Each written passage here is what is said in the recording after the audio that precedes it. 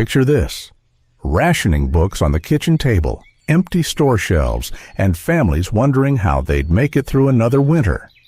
But out back, in modest yards across America, Grandma and millions like her grew food that could last months without refrigeration or canning supplies that were scarce as sugar.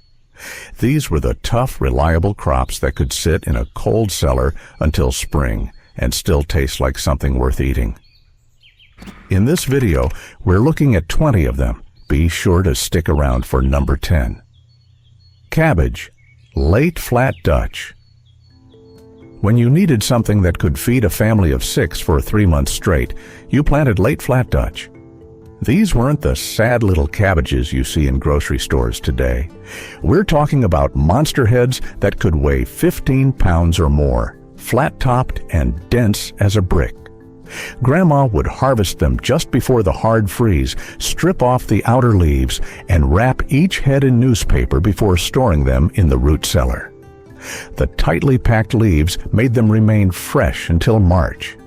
Come January, when fresh vegetables were just a memory, she'd haul one up and we'd have coleslaw, boiled cabbage, and most importantly, sauerkraut. That fermented cabbage was vitamin C when there wasn't an orange to be found within 500 miles.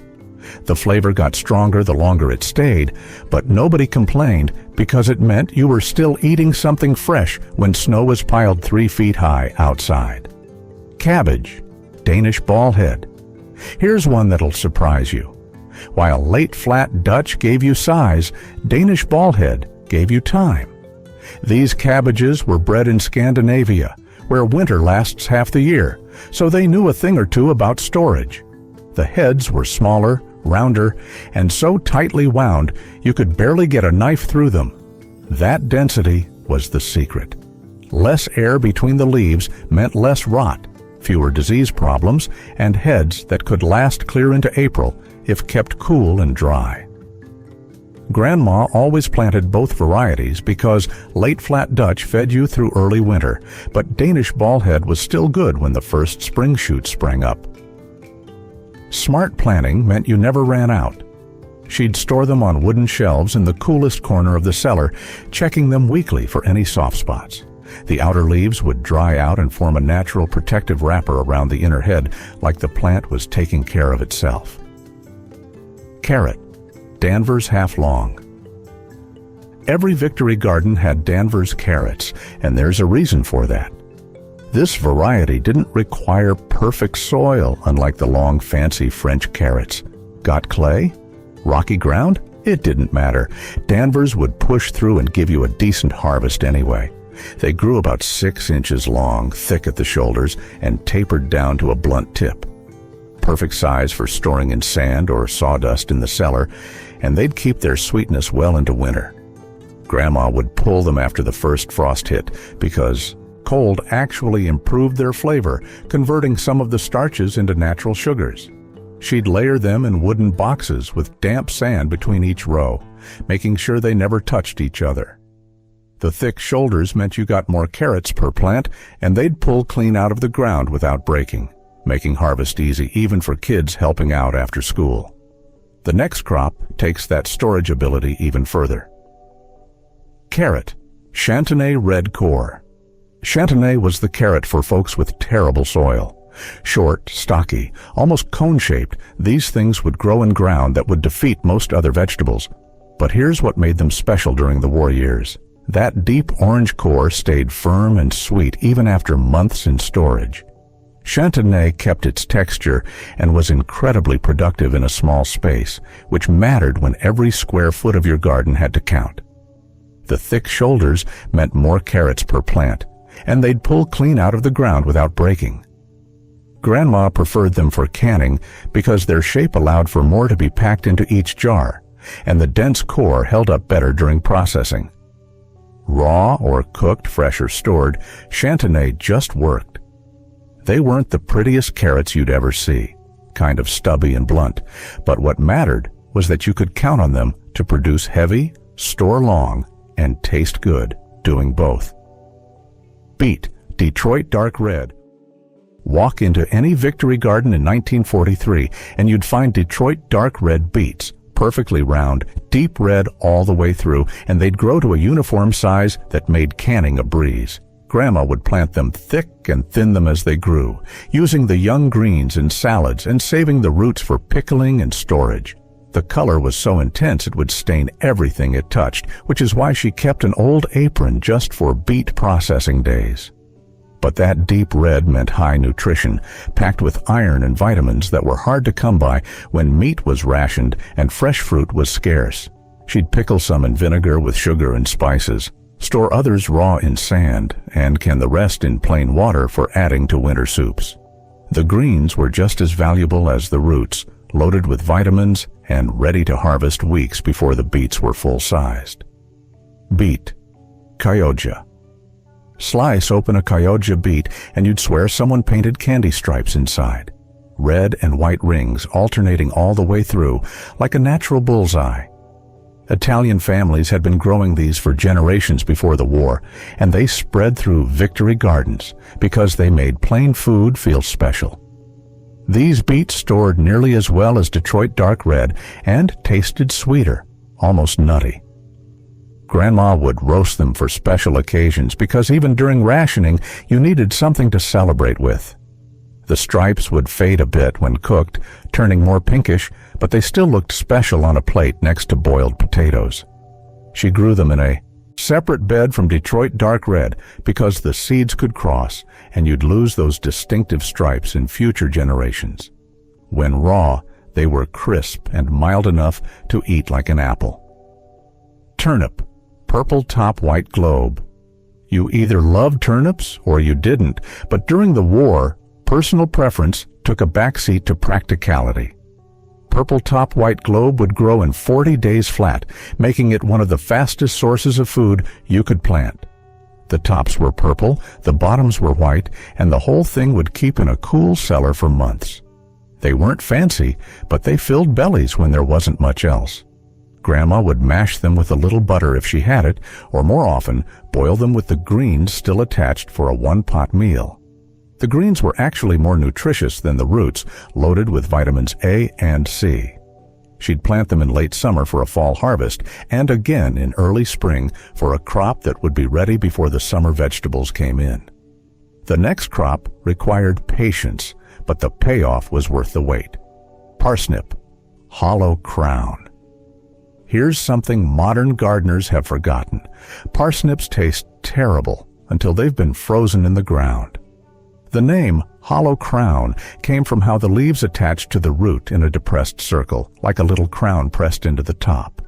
Grandma would plant hollow crown in spring, let them grow all summer, then leave them right where they were through the first hard freezes. The cold converted their starches to sugar, turning what would have been a woody, bitter root into something almost sweet enough for dessert. She'd dig them up in late fall, or even wait until a January thaw, bringing up roots that had been under snow for weeks. They'd come out of the ground tasting like they'd been candied. That long growing season meant you had to plan ahead, but it also meant food when winter was at its worst. Rutabaga, American purple top. Rutabagas were the workhorse nobody wanted to talk about after the war ended. They reminded people of hard times, of making do, of stretching every last scrap of food. But during those years, American purple top kept families fed when almost nothing else would. These things were tough as nails.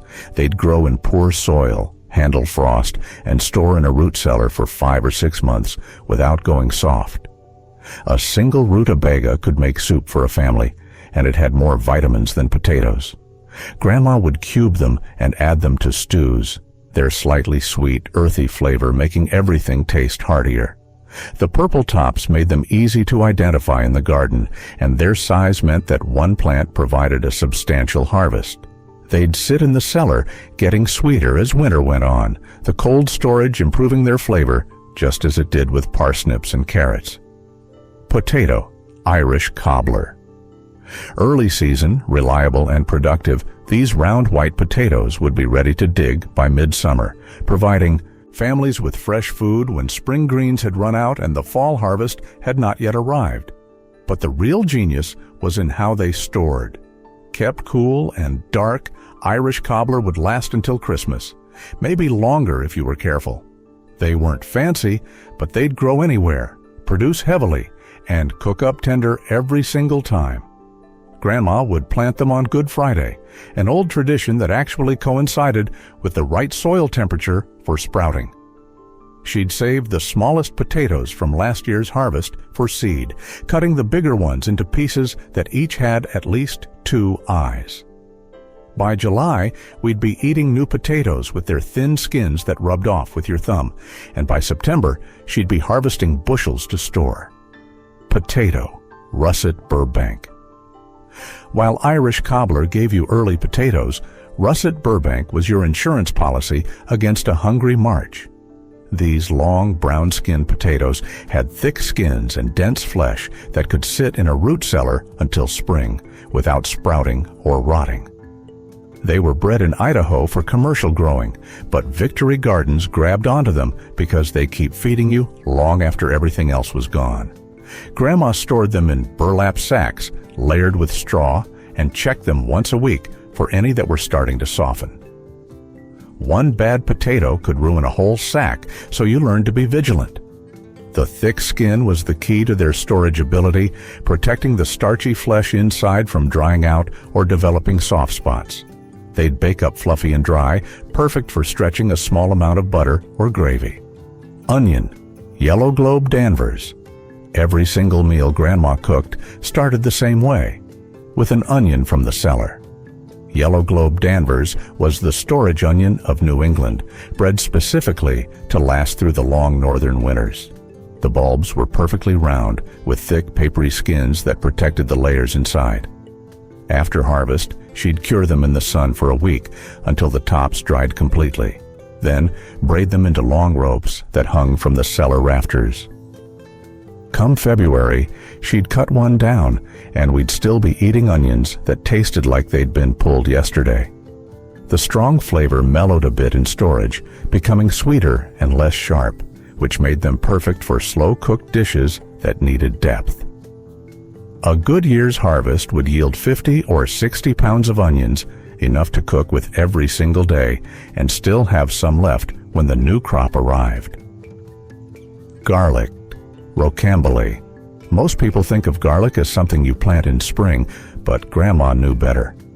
Every October, she'd break apart heads of Rocambole garlic and push the biggest cloves into the cold ground. They'd sit there all winter, then sprout the moment spring arrived. Rocambole was a hard-necked type with a stiff central stem and those curly scapes that came up in early summer. The flavor was stronger than anything you'd buy in a store, complex and almost spicy, and the cloves stored beautifully when braided and hung in a cool, dry place.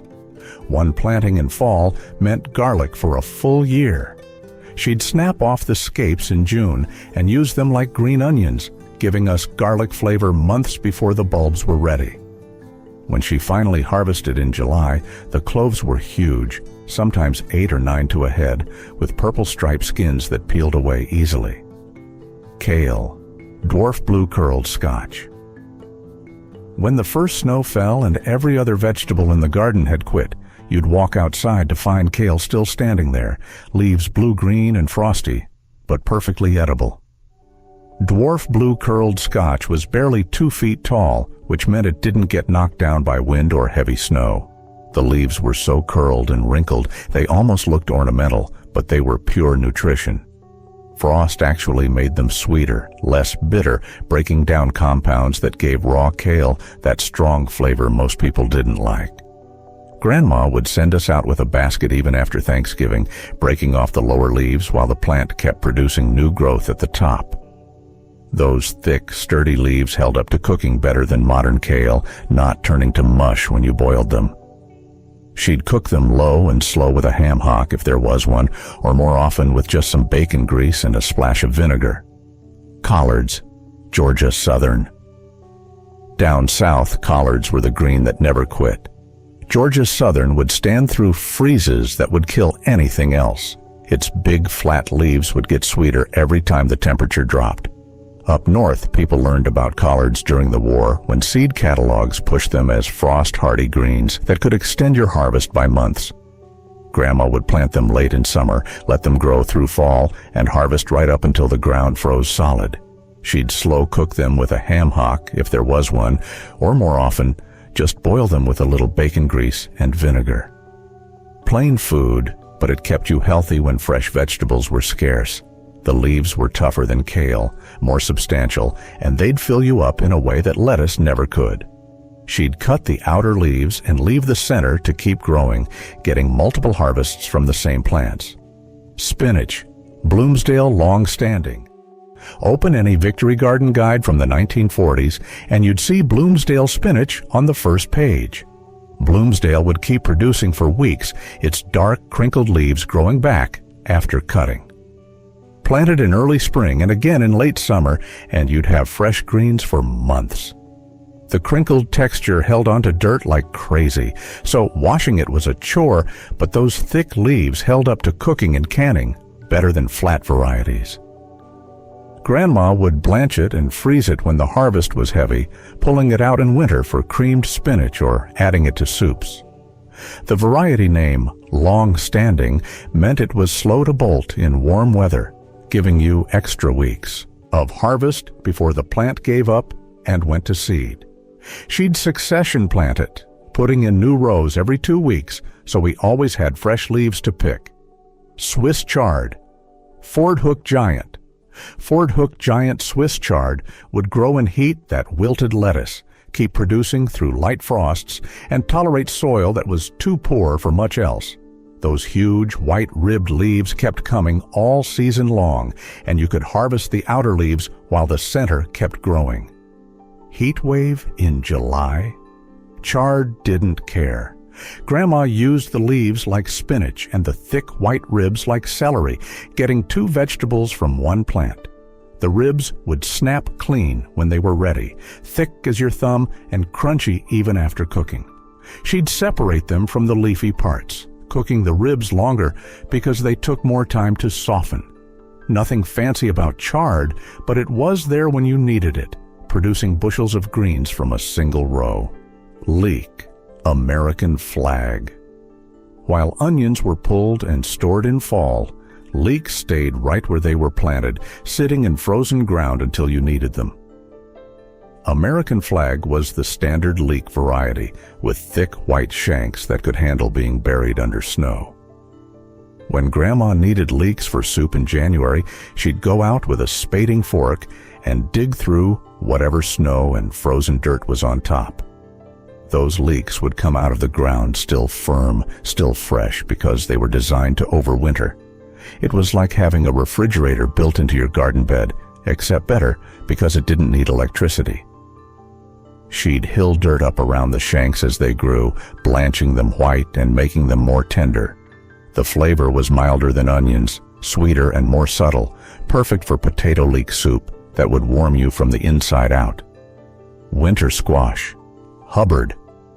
If you wanted food security, you grew Hubbard squash.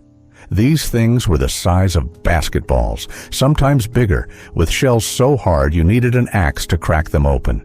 That rock-hard rind meant they'd sit in a cool room from October, clear until April without rotting. The flesh inside was dry and dense, unlike summer squash, which was watery. Grandma would bake them like potatoes or cut them into chunks for soups and stews. A single Hubbard could feed the family for several meals, and she'd grow a dozen or more every season. The vines would sprawl across half the garden, but that one plant would give you 40 or 50 pounds of food that required 0 processing to store. Just put it on a shelf in a cool room and forget about it until you need it. Pumpkin, Connecticut field. Every Victory garden worth its salt grew Connecticut field pumpkins, and not just for jack-o'-lanterns. These medium-sized orange pumpkins were bred as livestock feedback when every family kept a pig or a cow, but people ate them too. The flesh wasn't as sweet as pie pumpkins, but it was fine for soups, breads, and anything else you'd add sugar to. They'd Store for months in a cool, dry spot, and when you finally cut one open, you had pounds of food from a single fruit. Grandma would roast the seeds for snacking, use the flesh for cooking, and even feed the rinds to chickens. Nothing wasted, everything used, because that's what Victory Gardens taught everyone. Those 20 crops weren't about having the prettiest garden or the most exotic vegetables. They were about making it through the winter when stores were empty and money was tight. Every variety on this list earned its place by being tough, reliable, and able to feed families when it mattered most. Which of these did your family grow? Give this video a hype and drop a comment to let us know what you remember from those gardens that fed a nation.